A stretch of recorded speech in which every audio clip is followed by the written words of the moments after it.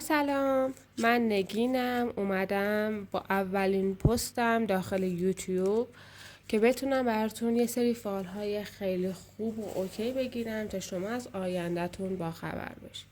خواهشم که از شما دارم لطفا نیت بکنین تا بتونم یه فالی سرشار از خیر و برکت برای آینده شما بگیرم عزیزانم. پس همراه با من باشین و نیت فراموش نشه عزیزانم. اولین کارتی که میخوام بیارم بیرون کارتی افتاده که نمادی برای افرادیه که برای بارداری نیت کردن.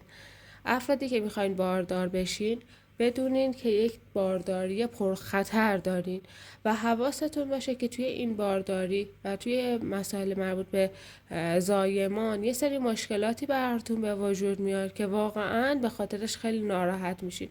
همچنین من مشکلات مالی و مسائل مالی براتون میبینم که افتاده و در زمینه مسائل مالی مخصوصا برای زایمانتون خیلی دچار مشکل و تحت فشار قرار میگیری که به زودی زود این مشکلات حل میشه و جای هیچ گونه نگرانی براتون نیست. توی زمینه با زایمان و بارداری گاهی احساس تنهایی میکنین و گاهی یه سری مشکلات روحی روانی خواهید داشت ولی جای نگرانی نیست. حالا یه کارت دیگه ای که براتون میبینم نماد سورپرایز شدن و هدیه براتون افتاده تا 6 وعده دیگه یه هدیه یا یه اتفاق غیر قابل پیش بینی براتون میفته که خیلی خوشحال میشین و کلی حس خوب و عشق و علاقه از این زمینه دریافت میکنین. یه جایی توی زندگیتون یه سری مشکلات و مسائل مالی براتون به وجود اومده که خیلی تحت فشار قرار گرفتین. به زودی زود این مشکلات حل میشه و گشایش از جایی که انتظار ندارین براتون افتاده که انشاءالله خیر و برکت و خوشحالی برای زندگیتون بیفته، که انشاءالله بهترین ها براتون پیش بیاد. یک خبر خوشحال کننده یا اتفاق خوشحال کننده هم براتون میبینم. مادرانی که برای آینده فرزندانتون نگرانید و خیلی دچار استرس و ناامیدی هستین، به زودی برای فرزندتون گشایش افتاده که به خاطر این اتفاق واقعا خوشحال میشین و باعث خیر و برکت براتون هست. 2 کارت با هم افتاده، یعنی من بعد این 2 کارت رو با هم معنی کنم عزیزانم شما دارین یه کاری رو خیلی به صورت پنهانی انجام میدین و کسی از این مسئله آگاه نیست. این کاری که داری به صورت پنهانی انجام میدی حواست به عواقبش باشه، چون ممکنه که یک سری دردسرهایی رو برات به وجود بیاره. یک رازی رو داری از عزیزترین شخص زندگیت پنهان میکنی که این شخص میتونه پدر یا برادر شما باشه، حتی همسرتون هم میتونه باشه.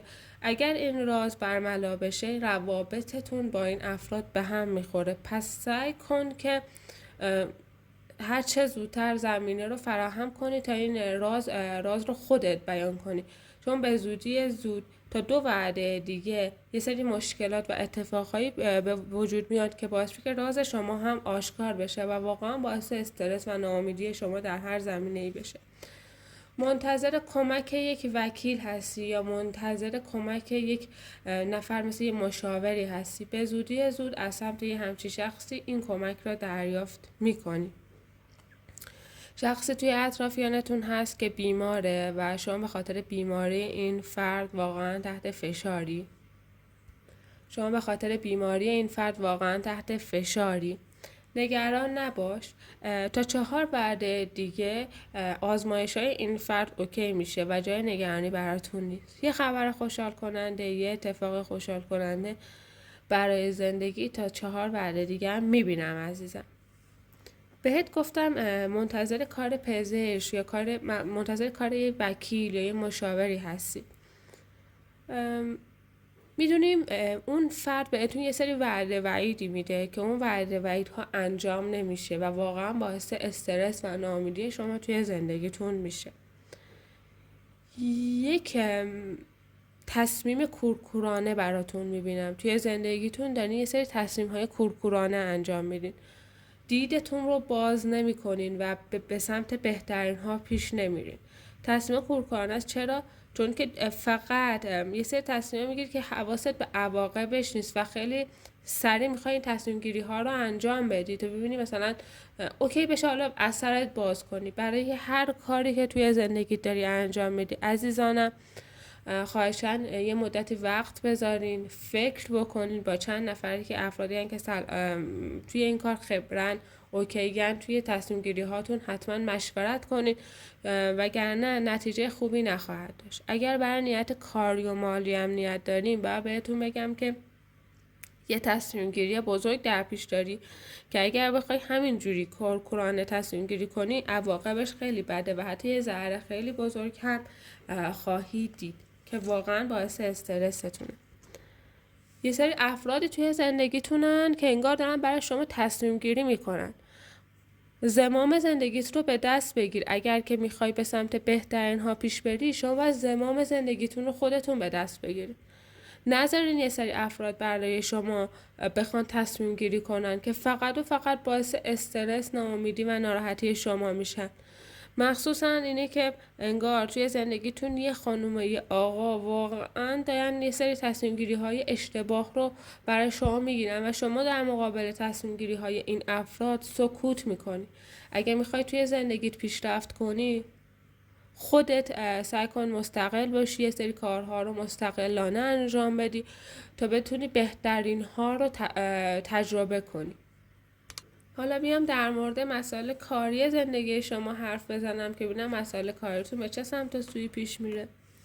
وای عزیزانم، بهترین کارتی که میتونه برای یک نفر داخل فال تارت بیفته افتاده. اونم قدرت خداست. توی کارتون ناامیدی، استرسی، انگار رزق و روزیت بسته شده. شما به خاطر اینکه رزق و روزیت بسته شده واقعا تحت فشاری.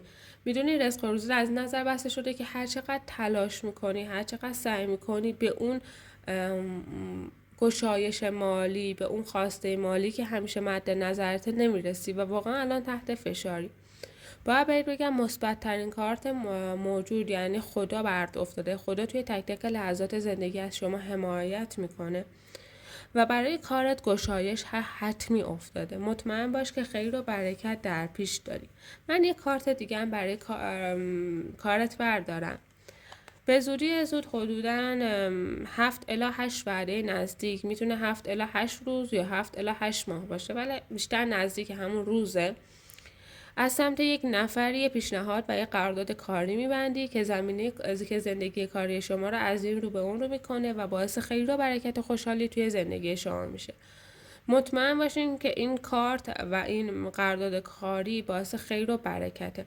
از سمت یک نفری هم هست که حالت اسمش مثل موسوی، میمو 3 داخل اسمش هست و شاید حتی اسمش میتونه حالت اسم محسن، سامان یا همچین حالت اسم باشه. دریافت کنی که باعث خیر و برکت و خوشحالیه و زندگیتون رو از این رو به اون رو میکنه. پس منتظر یه پیشنهاد بزرگ کاری هم باش. حالا دوست دارم که برای روابط احساسیت نیت کردی. اگر کات کردی باید بگم فعلا بازگشت در پیش نداری به خاطر این کارت.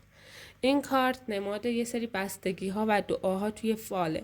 یعنی شما دعا و یا طلسم داری یا یه نفری مانع شما میشه که شما 2 نفر پیش همدیگه برگردید و باعث میشه که شما 2 نفر که همدیگه رو خیلی دوست دارین و کلی حس خوب و کلی عشق و علاقه نسبت به همدیگه دارین، فعلا پیش همدیگه برنگردین و یه سری استرس و یه سری مشکلاتی برای روابطت پیش بیاد. پس باید بگم که توی روابط احساسیت، مخصوصا اگر کات کردی، فعلا بازگشت برات وجود نداره و یه نفری شریک احساسی شما رو تحت کنترل قرار داده. حالا اگر توی رابطه احساسی هستی و میخوای ببینی که رابطه چطوری پیش میره، باید بهت بگم به زودی از سمت پارتنرت یک سورپرایز در پیش داری که واقعا خوشحال میشه از این سورپرایز و کلی حس خوب و کلی عشق و علاقه از این سورپرایز دریافت میکنی. مطمئن باش که سرشار از خیر و برکته و بهترین ها برات توی زندگی افتاده عزیزم. حالا بیام ببینم اصلا کسایی که میخوان بر روی نفر کراش دارن و میخوان ببینن که روابطشون با این کراششون چطور میشه، باید بگم که اون فردم نسبت به شما همین احساس کراش رو داره و اون فردم شما رو خیلی دوست داره و مطمئن باشین که خیر و برکت و خوشحالی براتون توی زندگی افتاده و جای هیچ گونه نگرانی براتون نیست. بهترین ها رو براتون میبینم و خبرهای خیلی خیلی خوشحال کننده توی زندگیتون. احساسی که به کراشت داری دو طرفه است، یعنی اونم شما رو دوست داره و کلی حس خوب و کلی عشق و علاقه نسبت به شما داره عزیزانم. دیگه من تا جایی که تونستم فال شما رو گرفتم. اولین پستم داخل کانال یوتیوبمه. اگر که پیشنهادی داری و دلت میخواد که بدونیم برای فال برای دفعه دیگه چه پستی بذارم و چه فالی بگیرم، حتما برام داخل کامنت بنویس. و چیزی هم که میخوام بگم، حتما کانال یوتیوب منو سابسکرایب کن، چون من میخوام هر روز برای شما فالهای متنوعی بذارم که انشاءالله سرشار از خیر و برکت و خوشحالی باشه عزیزانم. لایک فراموش نشه. دوستتون دارم. خدا حافظ.